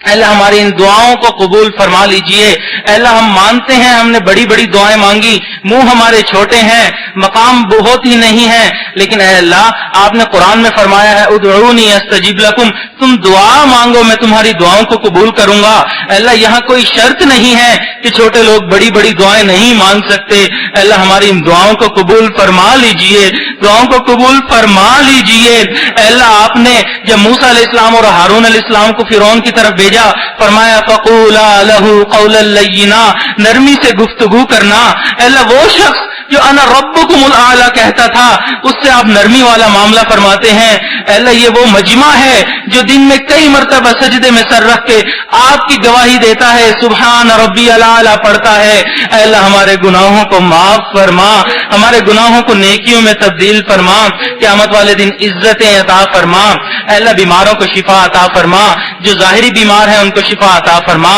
روحانی جو بیمار ہیں ان کو شفا عطا فرما، اے اللہ ہمیں استقامت عطا فرما، اے اللہ ہمارے حضرت کا سایہ پر تادیر و قائم و دائم فرما، اے اللہ ان کو لمبی عمر عطا فرما، برکت والی عمر عطا فرما، صحت والی عمر عطا فرما، اے اللہ ہمارے آنے والی نسلوں کو ان سے فیض حاصل کرنے کی توفیق نصیب فرما، اللہ آنے والی نسلوں کو ان سے صحبت اٹھانے کی توفیق نصیب فرما، اے اللہ ان کا سایہ تادیر و قائم دائم فرما، اے اللہ حاسدین کے حسد سے محفوظ فرما، شر پسندوں کے شر سے محفوظ فرما، اے اللہ مخلص ساتھی عطا فرما، اے اللہ مخلص ساتھی عطا فرما، اے اللہ مخلص ساتھی عطا فرما، اے اللہ ان کے ایک ایک کام میں برکت عطا فرما، جو بھی ان کے منصوبے ہیں اے اللہ اپنی مدد شامل حال فرما، اے اللہ ان کے خاندان کی مدد فرما، ان کی حفاظت فرما، اے اللہ ہم سب کی حفاظت فرما، اے اللہ ہمارے ایمان کی حفاظت فرما، اے اللہ بچے کے پاس کوئی قیمتی چیز ہو وہ اس کی حفاظت نہیں کر سکتا تو بڑوں کے پاس رکھوا دیتا ہے، اے اللہ ہمارے پاس ایمان قیمتی چیز ہے، اے اللہ آپ کے پاس رکھواتے ہیں، ہمارے ایمان کی حفاظت فرما اور مرتے ہوئے اس دنیا سے ایمان کے ساتھ جانے کی توفیق نصیب فرما، اے اللہ ہمارے ان دعاؤں کو قبول فرما، اے اللہ جو مانگنا چاہیے تھا نہیں مانگ سکے وہ بھی عطا فرما، اے اللہ نبی علیہ الصلوۃ والسلام تمام انبیاء نے جو خیر مانگے وہ بھی عطا فرما، وصلی اللہ تعالی علی خیر خلقہ محمد وعلی آلہ واصحابہ اجمعین برحمتک یا ارحم الراحمین۔